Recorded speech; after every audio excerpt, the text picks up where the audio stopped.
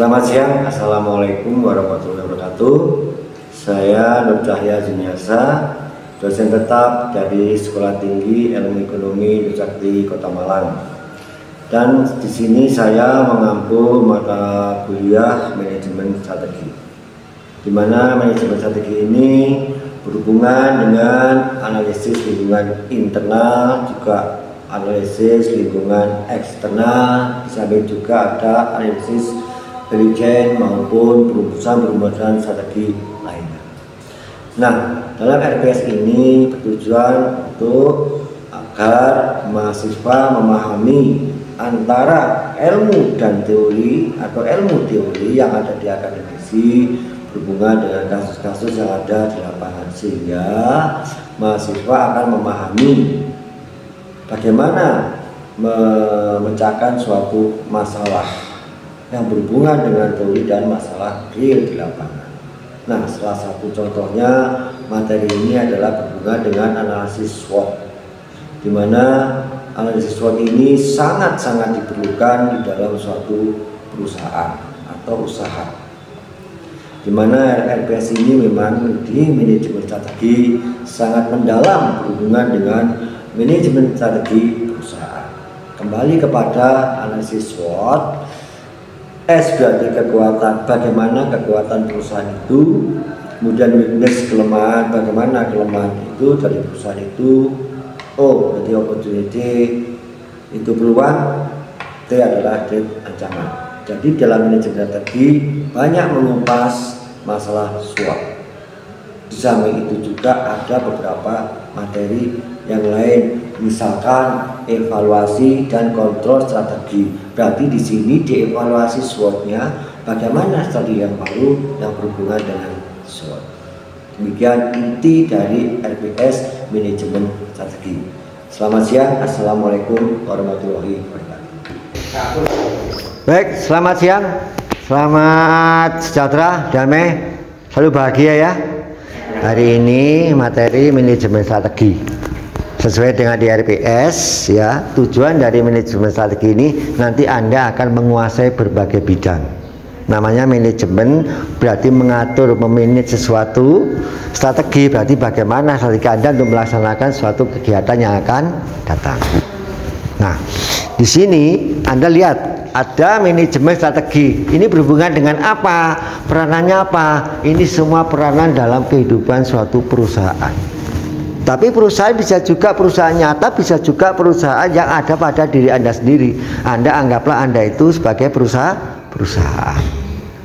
Nah, analisis yang paling mudah dalam manajemen strategi itu berhubungan salah satunya dengan faktor internal dan eksternal. Nah, ini digabung menjadi ada analisis SWOT, di mana SWOT itu ada S berarti kekuatan, weakness berarti itu kelemahan, gitu. O-nya itu berarti opportunity atau peluang, T berarti threat atau ancaman. Sama dengan Anda semua. Anda individu, peluang saya bagaimana untuk mencapai karir, iya enggak? Berarti Anda juga punya kekuatan untuk bersaing dengan yang lain. Paham ya? Kalau perusahaan bagaimana? Sama. Ada peluang, ada kekuatan. Kalau kelemahan itu anggaplah suatu contoh untuk mencari kekuatan lagi. Oh, saya punya kelemahan seperti ini, jadikan suatu peluang.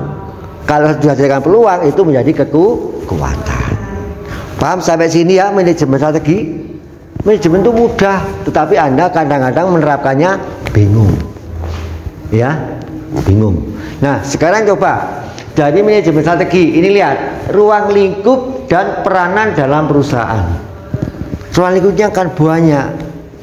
Coba kita yang paling enak saja, ada faktor internal, ada faktor eksternal. Coba sekarang Anda ada yang punya usaha, Anda sudah ada punya bekerja di kantoran, tapi ada juga yang belum bekerja karena Anda sendiri kadang-kadang belum pernah menjelajahi, menganalisis SWOT-nya Anda sendiri.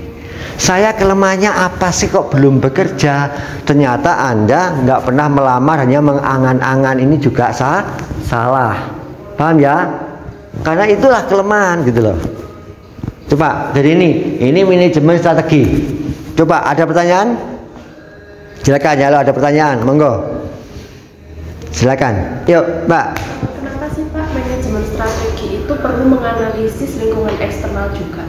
Kenapa manajemen strategi itu juga untuk menganalisis eksternal? Eksternal itu siapa? Kan di luar perusahaan juga di luar Anda kan? Semua itu dianggap pesaing, paham?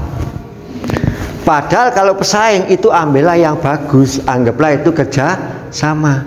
Kalau kita nggak melihatkan suatu faktor eksternal, nanti kita akan menjadi yang egois, seakan-akan kita paling benar. Contoh eksternal dipertimbangkan. Eksternal di sini termasuk pemasaran. Produk itu kok berhasil? Kenapa? Oh, ternyata pemasarannya bagus. Loh, saya kelemahannya apa? Perusahaan saya kok nggak berhasil? Karena saya belum pernah memasarkan produk. Anda kenapa kok berhasil sampai mencapai karir manajer? Karena Anda terus menggali kelebihan Anda, kekuatan Anda. Contoh, Anda langsung meningkatkan skill. Ya, belajar ikut seminar, ya toh? Ini salah satu contoh. Berarti faktor eksternal itu adalah bagian dari pesaing kita, itu jadikan peluang. Paham ya? Yang lain, monggo. Iya, monggo Pak Upi. Bagaimana caranya meningkatkan manajemen strategi secara pribadi, Pak? Karena selama ini yang saya alami, manajemen saya ini dalam manajemen keuangan, intinya kurang fleksibel dan kurang. Intinya dalam manajemen keuangan kurang fleksibel, ya. Sudahkah itu Anda mulai merencanakan keuangan dengan baik? Selama ini jarang. Kalau Anda mengatakan manajemen keuangan itu kok saya belum pernah, bagaimana strateginya? Anda perlu membuat anggaran dalam setiap periode. Bisa bulanan, bisa 2 bulan, bisa mingguan. Jika Anda mendapatkan gaji dari kantor itu pendapatan 1 bulan, anggarkan 1 bulan. Kemudian strategi yang kedua, Anda dari gaji yang Anda terima, coba anggaplah gaji Anda bukan 100%, tapi 80%. Yang 20% kemana? 20% tabungkan hanya untuk keadaan untuk terduga atau untuk investasi. Cukup tidak cukup 80% itu. Contoh, Anda mau membeli ganti HP secara pribadi, Anda belum menganggarkan, padahal uang saya 80% ini sebenarnya cukup, tapi kalau dianggarkan coba ditunda kalau memang HP itu tidak begitu urgent dan yang lama bisa dipakai. Anda baru bisa itu menganggarkan perencanaan keuangan. Jadi cukup gak cukup ya 80% itu. Kalau cukup sisanya masukkan lagi ke rekening sisanya lagi. Anda dengan cara seperti ini 20% tadi Anda simpan, lihat dalam 1-2 tahun manfaatnya besar, bisa digunakan untuk investasi. Begitu ya Pak Afi ya. Monggo Mbak. Bagaimana cara meningkatkan prospek perusahaan di dalam 5 tahun mendatang berdasarkan dilihat dari ancaman perusahaan saat ini dan kelemahan perusahaan di masa sekarang?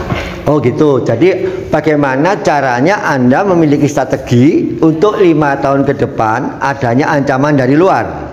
Dengan adanya ancaman dan kelemahan perusahaan saat ini, bagaimana meningkatkan prospek kemajuan di 5 tahun mendatang? 5 tahun ke depan ya, berarti kan ada ancaman dan ada kelemahan perusahaan toh. Kembali ke titik SWOT.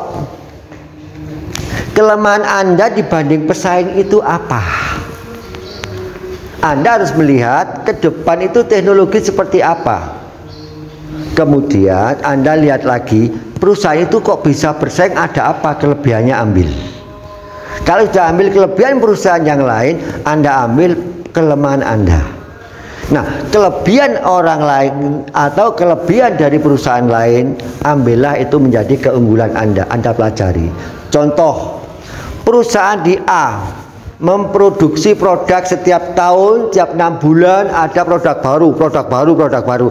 Tapi Anda perusahaan tetap itu saja nggak ada perubahan. Ini juga akan membuat pelanggan lari ke yang lain. Ini ancaman. Sana ada produk baru, saya kok tetap. Contoh, Anda memiliki kafe, kopi aja. Yang lainnya kopi di sana menggunakan pakai kopi jahe, Anda kopi tetap. Di sana menggunakan kopi pakai gula aren, Anda tetap, pelanggan akan lari. Itu pertama. Kedua, juga rasa nyaman. Di sana kenapa laris, kenapa rame? Oh, ruangannya bagus, ditata dengan baik. Tapi Anda nggak pernah Anda tata, itu kelemahan. Itu caranya terus begitu. Harus terus, karena pengusaha harus cerdik dan punya ide, inisiatif dan kreatif. Apalagi teknologi sekarang harus Anda giatkan di medsos. Paham ya Pak? Lagi? Sukses ya semuanya ya. Bisa ya? Oke? Yuk itu ya. Sampai jumpa lagi. Selamat siang. Assalamualaikum warahmatullahi wabarakatuh.